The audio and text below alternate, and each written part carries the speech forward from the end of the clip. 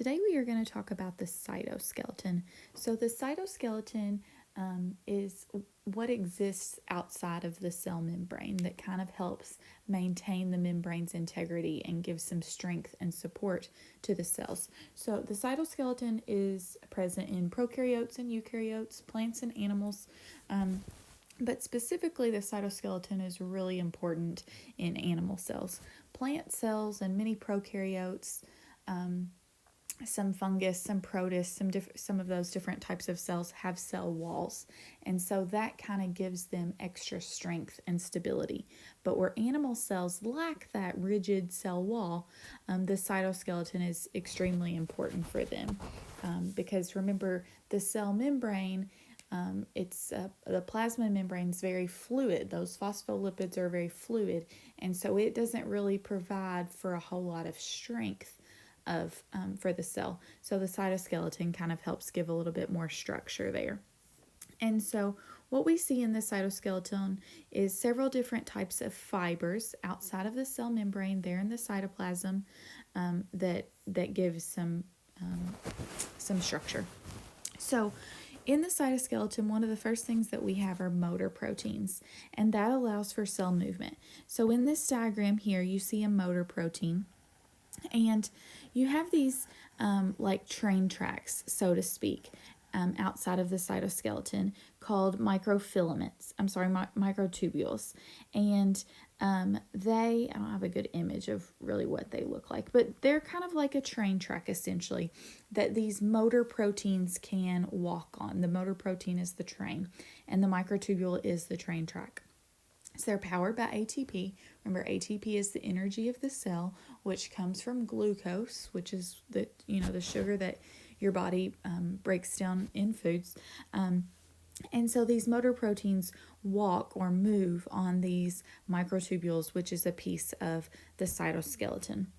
So remember, a couple of days ago, we talked about like food vacuoles forming, like in this picture, how the food vacuole kind of got engulfed here.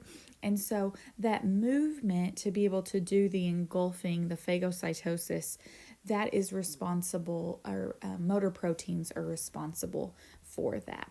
So that just kind of gives you a little bit of context here. Also, when we talk about mitosis, a couple of you have already had biology, or maybe you've heard mitosis before in a previous science class in middle school or something. But in mitosis, that's when cells reproduce and you have chromosomes that split apart. And so this chromosome from mom and this chromosome from dad, that are normally a pair, pull apart, and they go to the poles or the ends of the cell, and that happens through motor proteins moving along microtubules of the cytoskeleton. So we'll talk about these again when we talk about mitosis and that movement a little bit. You'll hear about these again. So microtubules are the thickest of the cytoskeletal fibers, and the microfilaments are, both of those are cytoskeletal fibers. Both of those are tracks that the motor proteins can move along. As I just said, they help separate the chromosomes during mitosis. They also form flagella and cilia. So what are flagella and cilia, you say? Well, we've seen flagella before on one of those early bacterial slides I showed you a couple days ago in the notes. It was more this shape, bacillus shape is the shape of that type of cell, but it had the little flagella here. So that's a flagella. Cilia on a cell are more just little hair-like structures that go around the outside of the cell. But both of these structures are for movement of the cell. So you see a flagella on things like a sperm cell. That's how the sperm move and swim towards the egg.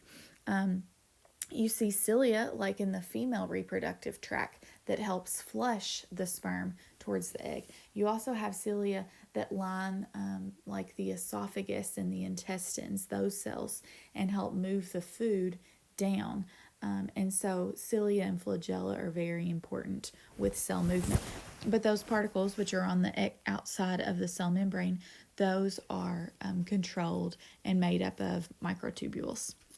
So microtubules are organized at the centrosome, which is a region at the poles of the cells, okay, the centrosome. And so when you see it in mitosis, like I kind of just drawed for you a minute ago, you don't have to know really about mitosis yet. So the chromosomes will like line up in the middle of the cell. And you have these microtubules and microfilaments that extend. Okay, so that's what I'm drawing now. These pieces are the microtubules and the microfilaments. Okay, up here is the centrosome, and then these would be your chromosomes. And this is in mitosis. But these microtubules and filaments attach on to the chromosomes and pull them apart when the cells divide to be able to copy and make new cells. And like I said again, we'll come back to this when we talk about mitosis in the next unit. But this will give you just a little bit of a preview to it now, as to learning some context for what the microtubules and the centrosome is. So obviously in the cytoskeleton, the cell wall is also considered to be part of the cytoskeleton. Again, remember that's in plants, but also you'll see them in fungi, in some protists, and in most bacteria. They are not in animal cells, though. Not in animal cells, okay? So animal cells do not have a cell wall. Generally, if you just know that plants do have a cell wall and animals don't, the fungus and the protist are kind of secondary. You know, that's probably not going to get asked about that. Bacteria, you probably do need to know that they have a cell wall. But it's really important for the plants because it helps hold them up against gravity. Since, as we mentioned previously, many animal systems and animal cells have other forms of skeletons, and plants don't really have that, so they really depend on this cell wall. So in the plant cells, you also have structures called plasmodesmata, and that's these that you see right here, okay? And that connects neighboring plant cells. So again, plasmodesmata are specific to plant cells, but it's just like tunnels that go from cell to cell. And so it allows for different molecules to be able to pass between cells. It also allows for cells to be able to communicate with one another. And that's important for, we'll have a whole unit on cell communication, so we'll get to that later. But plasmodesmata are those channels in plant cells. Animal cells has something different to them, and we'll talk about those in just a second. So in the cytoskeleton, we have all of this stuff out here is referred to as our extracellular matrix. Okay, so we have our phospholipid bilayer of our plasma membrane, or our cell membrane right here. This is the inside of the cell, and this is the outside of the cell. And so you see there is a lot of stuff out there that's really giving strength to the cell. So glycoproteins, carbohydrates, other fibers and proteins that help just give that structure to the cell.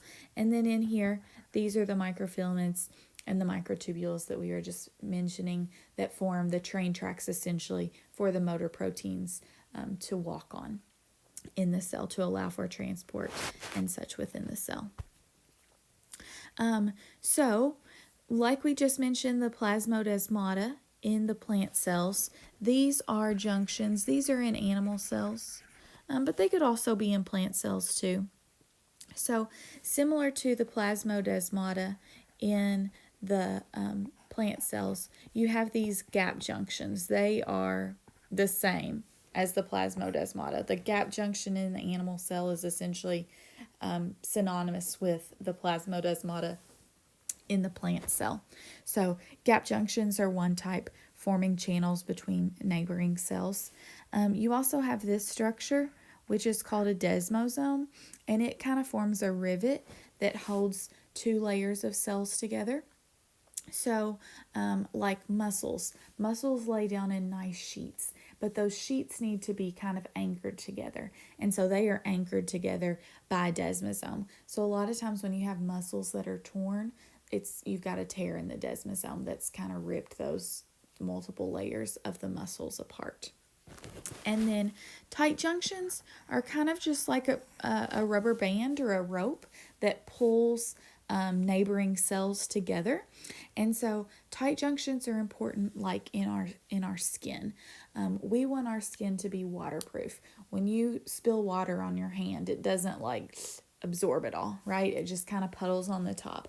And our skin is waterproof because of tight junctions, these seals that pull those cells close together and makes a waterproof barrier to the outside.